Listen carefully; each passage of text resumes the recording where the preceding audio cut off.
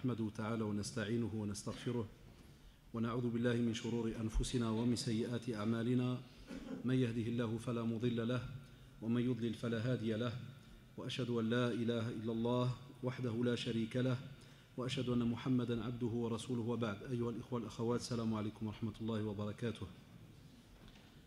فجزاكم الله وجزا الله الإخوة المقيمين بهذا المسجد ولا سيما إمام المسجد حفظه الله الشيخ وباقي المسؤولين على استضافتهم. فاليوم إن شاء الله الكلمة ستكون باللغة الفرنسية للشباب كما طلب مني فجزاكم الله على حسن استماعكم.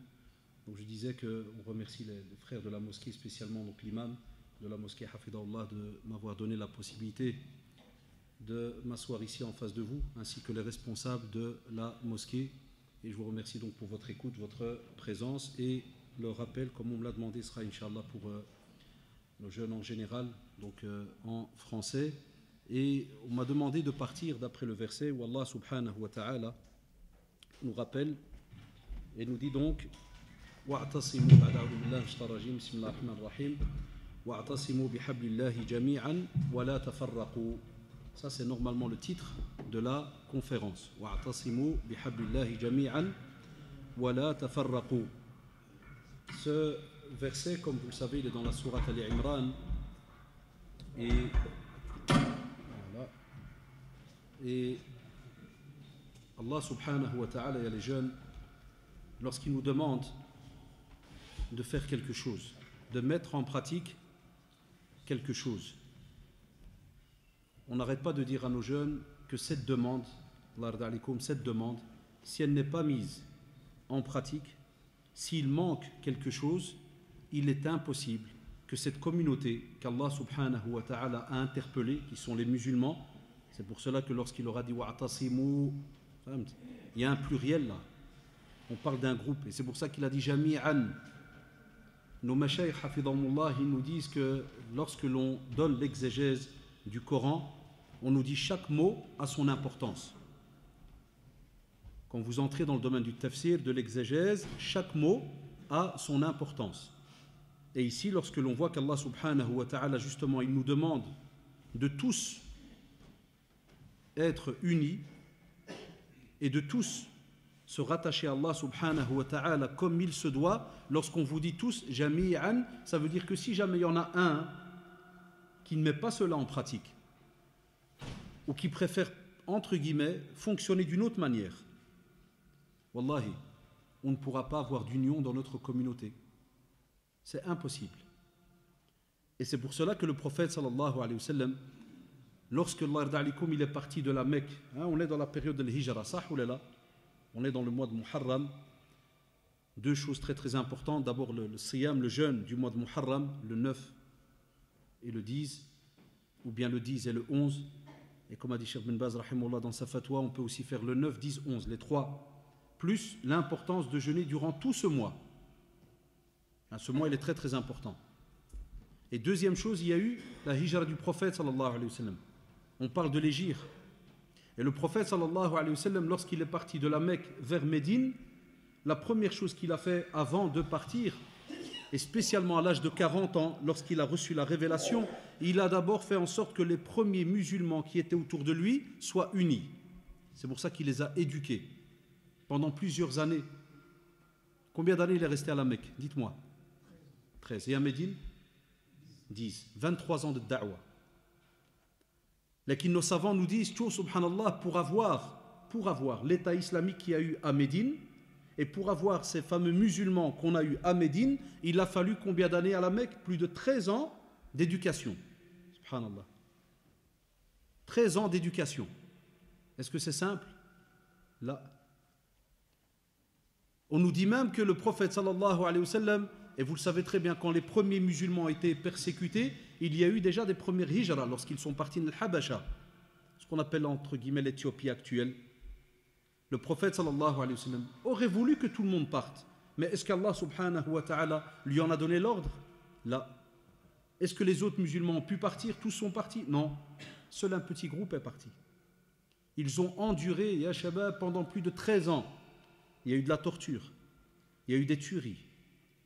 On a cassé des familles.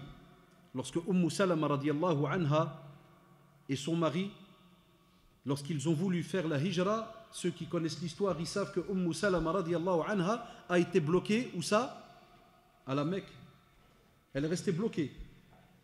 Son mari, qu'est-ce qu'on fait? On vient exprès, on lui enlève l'enfant, comme une genre de prise d'otage. Mais est-ce que ces gens, à ce moment-là, est-ce qu'ils ont lâché la religion? Est-ce qu'ils ont commencé à dire aux autres musulmans, c'est à cause de vous que nous subissons ceci ou cela? Ou bien on peut aller plus loin. Est-ce qu'ils ont dit au prophète sallallahu alayhi wa sallam, c'est à cause de ton message que nous maintenant on subit? Là, ils l'ont écouté. Sami'na wa ata'na. Il y avait un ihtiram, il y avait un respect. Vous allez comprendre où est-ce que je veux en venir. Et donc il les a éduqués pendant plus de 13 ans. Et tout cela pour que lorsqu'il arrive à Médine, il y a toute une communauté qui va l'accueillir. Mais de nouveau, ya Shabab, cette communauté, c'est pour ça qu'il faut lire l'histoire, elle est importante pour comprendre des fois qu'est-ce qu'on vit nous aujourd'hui. Cette communauté, les gens de Yathrib, comme on l'appelait avant Médine, est-ce qu'ils ne sont pas venus avant l'hégire du prophète sallallahu alayhi wa sallam pour parler avec le prophète sallallahu alayhi wa sallam, pour écouter son message, pour être attirés par son message, et une fois qu'ils l'ont accepté, ils sont revenus et lui ont dit, ah Rasulallah, si tu veux vivre en paix, et si tu veux transmettre ton message, marhaban, viens chez nous à Médine.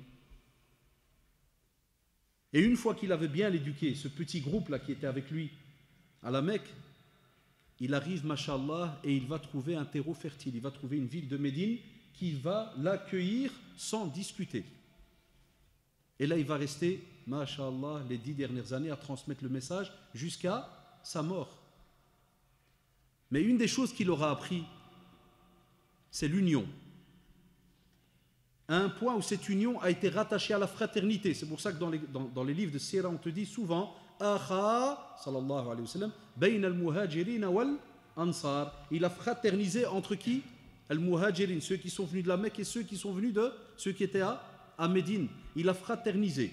Et l'histoire, tout le monde la connaît, la plupart d'entre vous. À un point, on est arrivé à un point où ceux, subhanallah, de Médine proposaient même à ceux de la Mecque, si tu veux, je partage ma terre en deux. Si tu veux, je te donne la moitié de mon habitation. Et hatta, mais ça c'était en ce temps-là, on ne vous demande même pas de le faire aujourd'hui. Hatta ceux qui étaient mariés, qui avaient plusieurs épouses, il était prêt à divorcer. C'est une autre conception, hein, ça, on ne peut pas imaginer un peu le système nous aujourd'hui. Mais il était prêt à divorcer pour que son frère musulman qui vient de la Mecque puisse se marier et avoir, ou habiter, et avoir même des fois un morceau de terre. Mais à un point, subhanallah, où on ne peut pas imaginer nous aujourd'hui, quelqu'un qui va, entre guillemets, se séparer de quelqu'un, de sa famille, c'est-à-dire son épouse, et divorcer, et elle accepte. C'est pour ça qu'aujourd'hui on ne comprend pas le concept, parce que c'est plus de 1400 ans, ya Shabab. Et elle accepte. Mais regardez en face, tu as par exemple Abdurrahman ibn Auf, radiyallahu anhu. Qu'est-ce qu'il dit lui, dans sa phrase très très connue, lorsqu'il a dit « Dallouni ala souq al-Madina ». On est venu chez lui, et le prophète lui a montré quelqu'un, donc il savait chez qui il pouvait aller, même comme ça, il lui a dit non.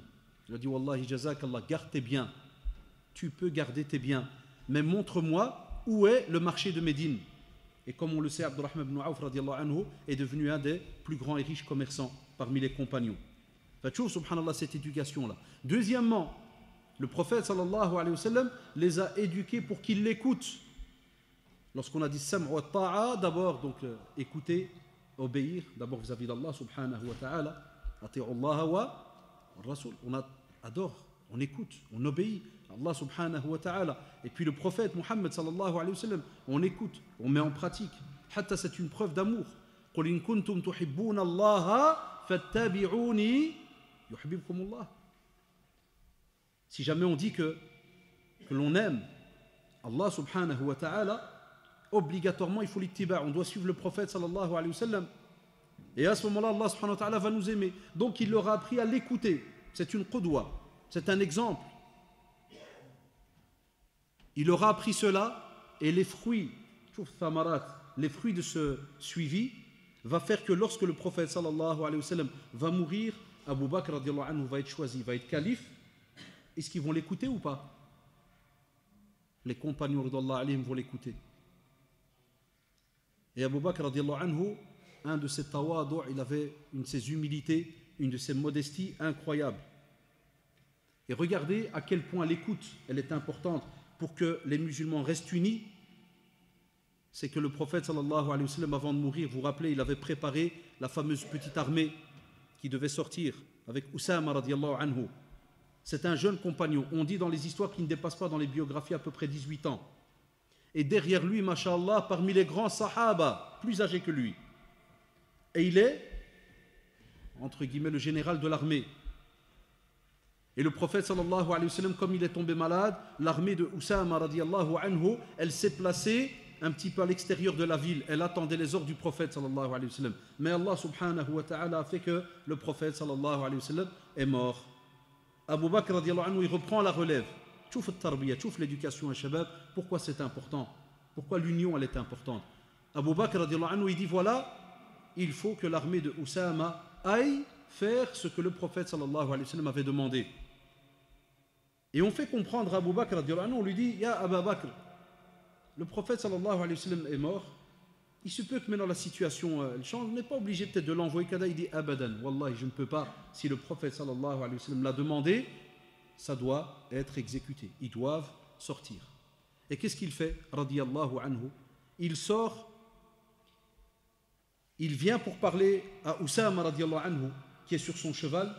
Oussama radiyallahu anhu, min bab al-haya, subhanallah, al-waqar, il y a du respect, il y a de la pudeur. C'est qui? C'est Abu Bakr, le calife. Il veut descendre de son cheval. Qu'est-ce qu'il fait Abu Bakr radiyallahu anhu? Est-ce qu'il le laisse? Il ne le laisse pas.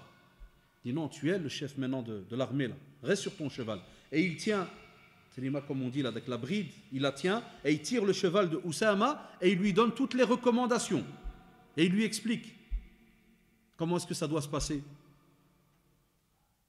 Et subhanallah, la même chose, Abu Bakr radiyallahu anhu meurt, et puis Omar radiyallahu anhu, et ainsi de suite, jusqu'à ce que vont commencer à arriver certaines personnes qui n'acceptent pas justement cette chose qui est sacrée chez nous, qui est très très importante, l'union. Et comme vous le savez, on va avoir le premier meurtre, premier calife qui va être tué, qui c'est? Omar ibn al-Khattab radiyallahu anhu. Donc même comme ça, Allah subhanahu wa ta'ala nous a laissé, subhanallah, les savants, al-ulama. Quand des fois certains jeunes nous disent que soi-disant, comment tu veux qu'on ait l'union, on n'arrive pas à se comprendre, on n'arrive pas à ceci, on n'arrive pas à cela, wallahi le problème il est chez nous. Parce qu'on ne veut pas étudier, on ne veut pas apprendre, on ne veut pas structurer notre apprentissage. Amma chez nous par exemple, Allah subhanahu wa ta'ala par le biais du prophète sallallahu alayhi wa sallam, hadith authentique, on nous dit que al-ulama warathatu al-anbiya, les savants sont les héritiers des prophètes. Et vous allez comprendre, comme j'ai dit tout à l'heure, où est-ce que je vais en venir. Ça veut dire qu'on suit normalement nos savants. Après, quelqu'un va nous dire, oui, mais on n'est pas dans les pays musulmans, on est dans un pays non musulman et nos savants. On a nos imams. Où est passé le respect de nos imams? On sait très bien, ya shabab, on sait très bien qu'un des métiers, entre guillemets, les plus ingrats aujourd'hui, c'est-à-dire les plus simples là, dans la tête de certaines personnes, c'est quel métier? Métier d'imam. Si quelqu'un lui dit, il fait quoi dès qu'il fait imam, il fait. Est-ce que les gens ils disent Allahu Akbar, Masha'Allah, Tabarakallah, il est imam? Est-ce que? Non. Est-ce qu'on a des familles qui se forcent obligatoirement, ils disent Wallah, je dois absolument faire sortir sur toute notre famille, ne fût-ce qu'un imam? Est-ce que c'est un problème qu'on a dans nos familles aujourd'hui? Saraha, est-ce qu'on a ce problème-là?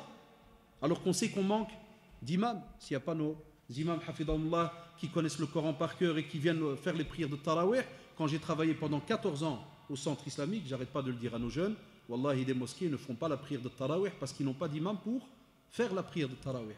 C'est des fois un frère ou un père de famille qui vient, il prie avec quelques sourates, mais pour Ramadan, wallahi, il ferme la mosquée, spécialement dans des contrées, hein, vers tout ce qui est les Ardennes et autres, et ils disent, on va quelques kilomètres plus loin à une autre mosquée.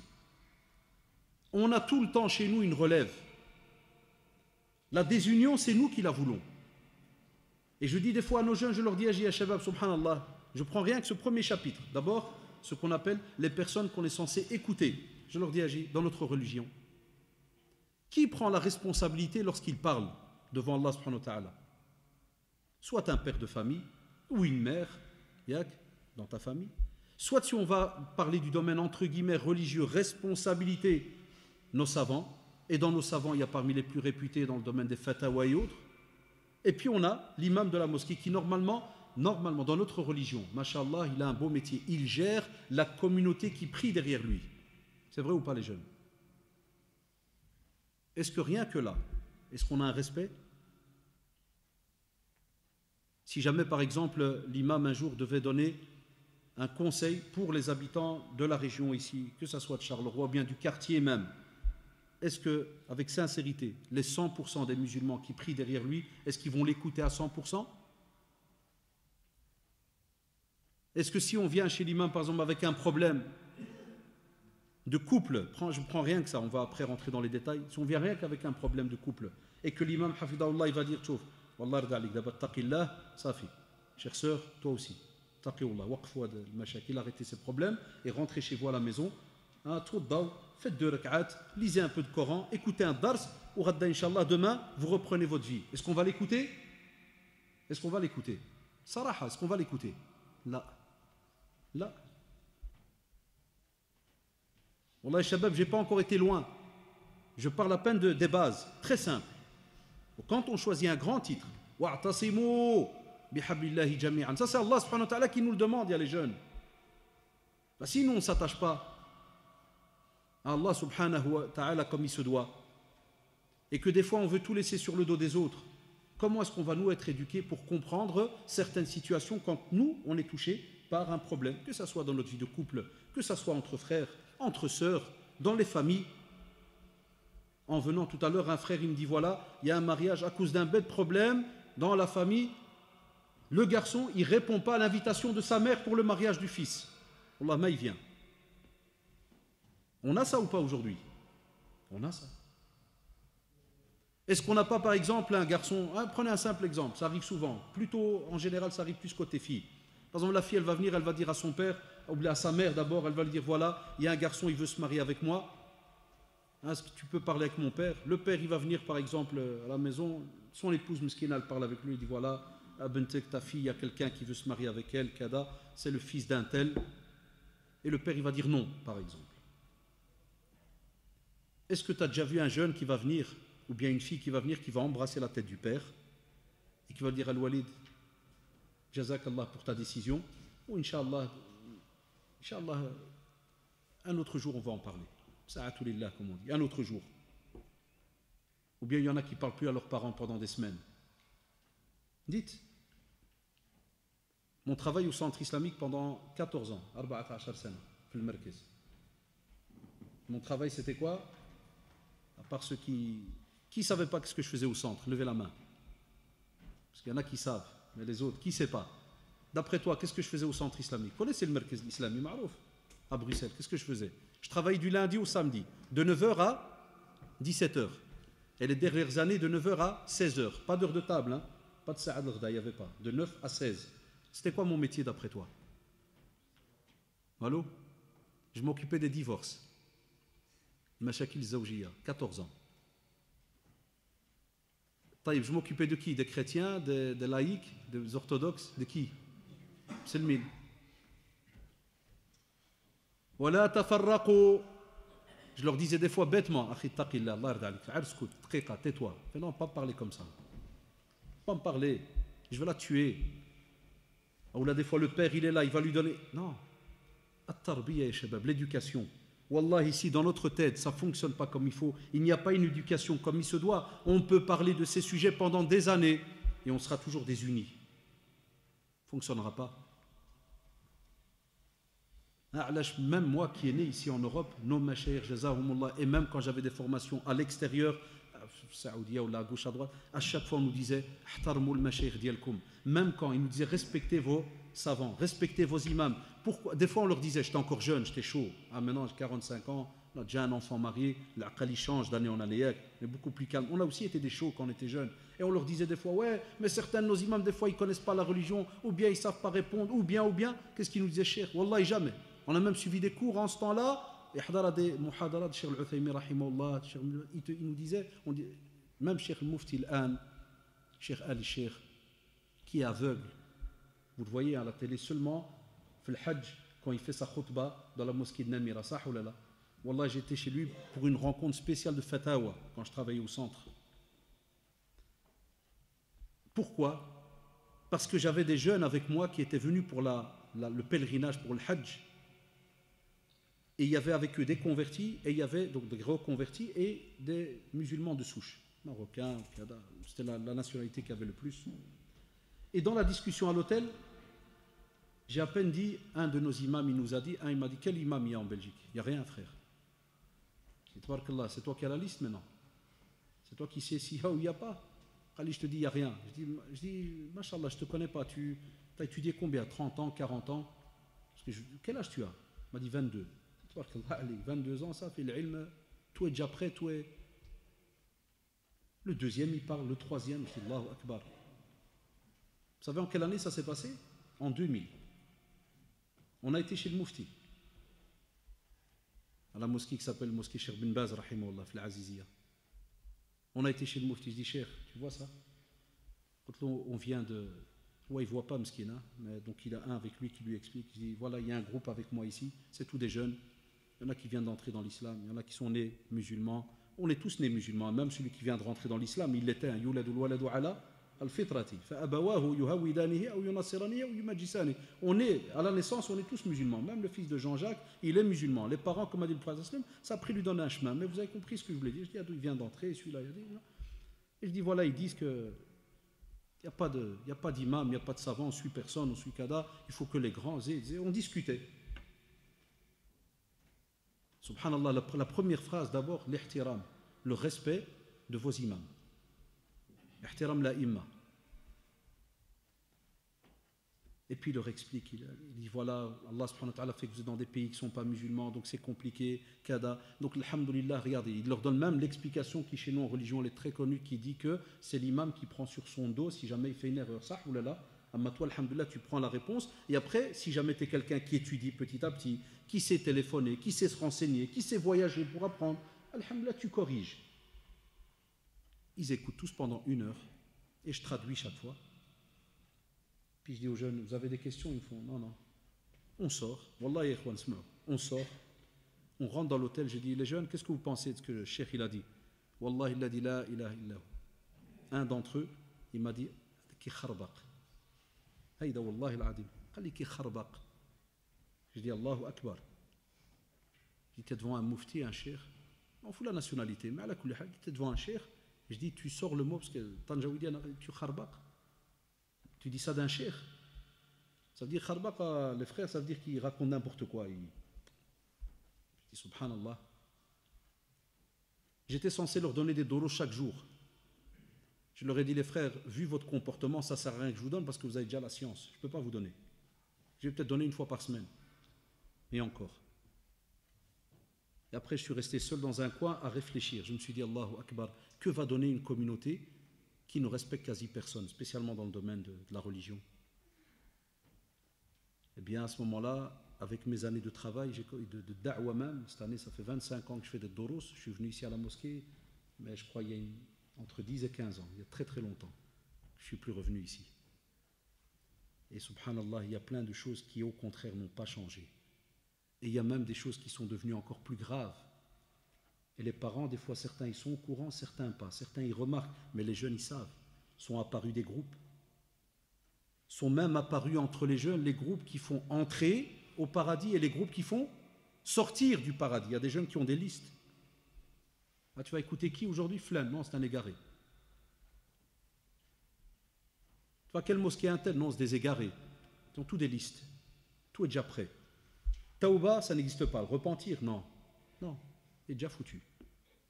Pour changer, là, abadan. Le salam, non. Et on va voir après avec les traditions. J'en ai choisi seulement 2, 3. Parce que la religion, Allah, elle est simple. C'est qu'est-ce que tu as à l'intérieur? Cette âme, un nafs. Est-ce que ton âme, elle est prête à se battre et à accepter une certaine éducation? Si elle accepte, Wallah, on peut des fois, j'ai bien dit des fois, ressembler plus ou moins au temps des compagnons. Si on accepte, lakin, nos caractères sont durs. Wallahi, nos caractères, nos habitudes, on est durs. Et voilà pourquoi aujourd'hui, même des fois ceux qui veulent entrer dans l'islam et qui entendent que c'est une religion de fraternité, c'est vrai ou pas, Echel? Religion d'union, Le 1,5 milliard de musulmans, et on est fiers quand il y a le Hajj, on dit tous partout, on fait de la pub, même à l'école. Je suis enseignant, j'enseigne la religion en secondaire à l'école, et t'entends les élèves, ils disent aux non-musulmans, cette année, pèlerinage, 3,5 millions. On aime bien les chiffres, ça ou là là. Comme a dit le prophète sallallahu alayhi wa sallam, lorsqu'un jour il était assis avec les compagnons, et regardez, Allahu Akbar, il est assis avec eux, mais c'était dans une période où, alhamdoulilah, tout va bien. L'apogée de l'islam, mashallah. Et il leur fait comprendre que va arriver un temps où les communautés elles vont vous sauter dessus. Comme quand tu prends, subhanallah, par exemple, tu prends des chiens qui n'ont pas mangé depuis longtemps et tu déposes une assiette. Comment ils font? Ils vont éclater l'assiette. Les compagnons, ridwallah alayhim, quand ils ont entendu cela, sont restés étonnés. Et ils ont demandé au prophète, sallallahu alayhi wa sallam, Awa min qillatina ya Rasulallah, est-ce que parce qu'on est peu, on va être peu en ce temps-là? Pourquoi? Parce que ça les étonne au moment où il leur parle, sallallahu alayhi wa sallam, ils sont beaucoup. Alors ils se disent, mashallah, il va arriver un jour où on va subir ça. Alors qu'aujourd'hui, nous on subit que réussite sur réussite, territoire sur territoire. Comment ça? Mais il leur a dit, lakinnakum rutha karutha as-sayl.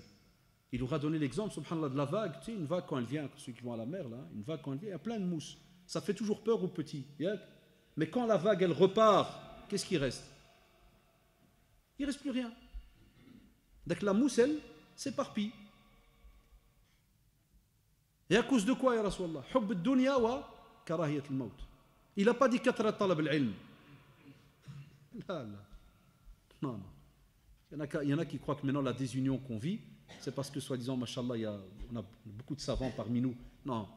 On a beaucoup de fahimiyya, ça oui. On a beaucoup de gens qui aiment bien s'autoproclamer soit cheikh, soit mufti. Vous savez, le Cheikh Tahar Toujgani Hafidahullah, il parle souvent de ce qu'on appelle, et nous on reprend ça, ils ont repris ça un peu de nous, parce que nous on fait beaucoup en français, et une fois ils nous avaient entendu dire Cheikh Google.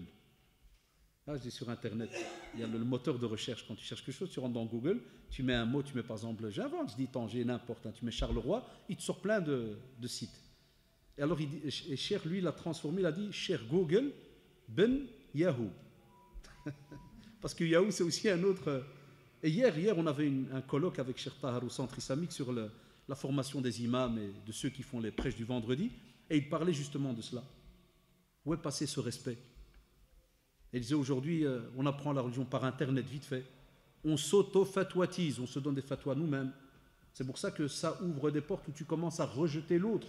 Avant les compagnons, est-ce que vous pensez que les compagnons, il n'y avait pas des disputes entre eux?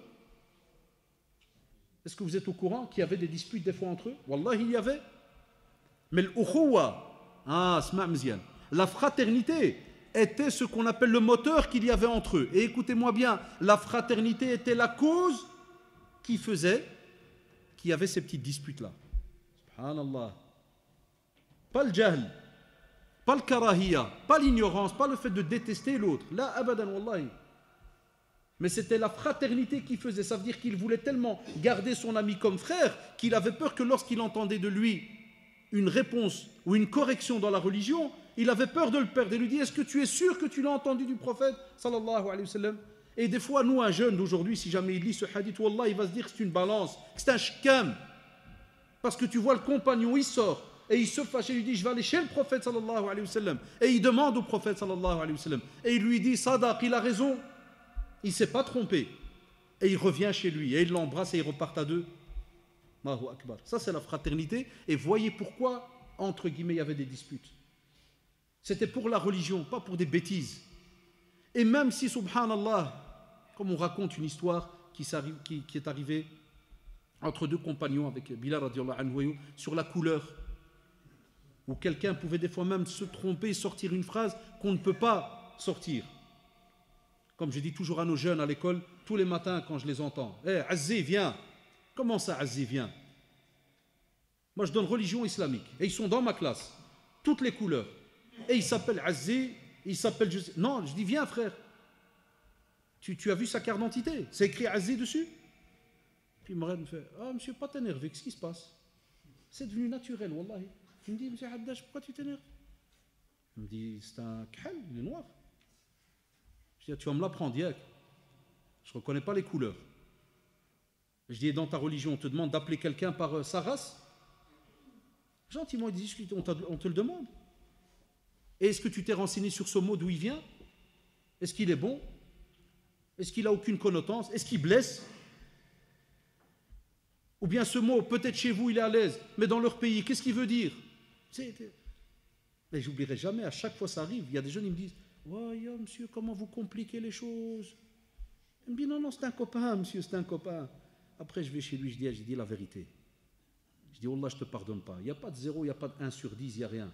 Tu aimes bien qu'on t'appelle comme ça? Il me fait, oh, c'est bien, monsieur, non, mais les Marocains, ils appellent comme ça. Hein. Je suis un aziz, tout. Voilà. Et au temps du prophète, sallallahu alayhi wa sallam, tu as la personne qui va oser dire ce mot à l'autre compagnon, parce qu'il est noir de peau. Le prophète, sallallahu alayhi wa sallam, il va l'apprendre. Regardez Kana sallallahu alayhi wa sallam, lorsqu'il se fâchait, wallah, il se fâchait pour la religion. Jamais pour lui. Jamais pour quelque chose de lui, de privé. Toujours pour la religion. Et il va se fâcher, il ne va pas aimer cela. Il n'aimait pas. C'était une horreur lorsqu'on touchait même la nationalité, la couleur de la personne. Et on a même à ce moment-là le compagnon qui va mettre son visage par terre. Regardez, il veut demander pardon, il met son visage par terre et il demande au compagnon, il lui dit écrase-moi, yarhamukallah. Il lui dit écrase-moi le visage avec ton pied. Chouf, il veut rabbi, éduquer avec une nefs là, qui des fois, elle se lâche. Il lui dit écrase-moi mon visage. Il dit non, je ne veux pas écraser un visage qui s'est prosterné pour Allah subhanahu wa ta'ala. Là. Et ils se pardonnent et ils repartent ensemble. Regardez le jeu qu'il y avait tout le temps entre Abu Bakr et Omar radiallahu anhuma jami'an. Regardez, ceux qui lisent beaucoup les biographies, qu'est-ce qu'on trouve? Chaque fois des petites disputes dans le domaine de la religion. À chaque fois qu'il dit quelque chose, l'autre il veut le conseiller, l'autre jusqu'à un jour où même Omar radiallahu anhu, il s'est même un peu fâché sur Abu Bakr dans le camp pour lui dire à chaque fois que je dis quelque chose, tu dis le contraire. Et puis ils vont chez le prophète, ils discutent et après, qu'est-ce qu'on entend dans les autres traditions? J'étais moi, Abu Bakr et le prophète sallallahu alayhi wa sallam. Si c'est Abu Bakr qui rapporte le hadith, il dit j'étais moi et Omar et le prophète sallallahu alayhi wa sallam. Tout le temps. Depuis qu'il est rentré Omar radiallahu anhu dans l'islam, ils sont inséparables, les trois. Inséparables. Jusqu'à un jour où ils arrivent, vous vous rappelez l'histoire où il fallait donner de ses avoirs, et Abu Bakr radiallahu anhu, il vient, il donne, et Omar radiallahu anhu, il a fait un calcul, il s'est dit, moi je vais donner la moitié. La moitié de mes avoirs. Ça veut dire que j'ai donné, mashallah. Et il vient, tout content, qu'est-ce qu'il apprend? Qu'Abu Bakr a tout donné. Et il sourit. Jusqu'à un jour où il va même dire à Abu Bakr, il va lui dire, et même quand il va être mort après, quand il va mourir, Abu Bakr, même Omar, il dira très souvent, At'abta, ça veut dire, Ya Omar, Ya Abu Bakr, Wallah, t'as rendu les choses difficiles à celui qui prend ta place. Tellement le niveau était élevé. Donc regardez ces bases. Et c'est pour ça que le prophète sallallahu alayhi wa sallam, lorsqu'il a dit alors à ses compagnons, vous vous rappelez quand je parlais de la vague, il leur a dit Hubb ad-dunya. C'est vrai qu'aujourd'hui, prendre du temps, s'asseoir, lire, écouter, décortiquer un peu ce qu'on entend et le faire avec plaisir et se dire tiens, s'il y a une petite faute, Wallah, je t'aime en Allah, je viens, je t'embrasse la tête et je te dis voilà, j'ai lu dans un hadith, qu'est-ce que tu penses que? Encore hier, Wallah, le jalsa qu'on avait hier, tabarakallah, avec les imams et des huffad. Mais ça reste un être humain. Un des imams qui avait une kalima, il s'est levé, il a fait une kalima, et puis il a parlé du hadith qui est très connu, Bala Arabiyun fil Masjid. Vous connaissez ce hadith en jurisprudence, on le ramène très souvent, l'arabe, le bédouin qui a uriné dans la mosquée. Et les compagnons se sont levés et ils l'ont attrapé. Da'ouh, le prophète m'a dit laissez-le. Tu vois quel cours. Laissez-le. Parce qu'on dit même, wallah, certains shurrah, ils nous disent que le prophète il voyait pour le futur, pour après. On l'a besoin. Le comportement qu'il va voir chez toi, ya ikhwan, wallah, va faire en sorte qu'il va attirer les autres. Et cette union qu'on voit entre les musulmans, c'est cette première union qu'il y avait dans le temps qui a fait que les autres sont entrés dans l'islam aussi. Il dit, da'ouh, laissez-le. Et hariqou, ça veut dire prenez de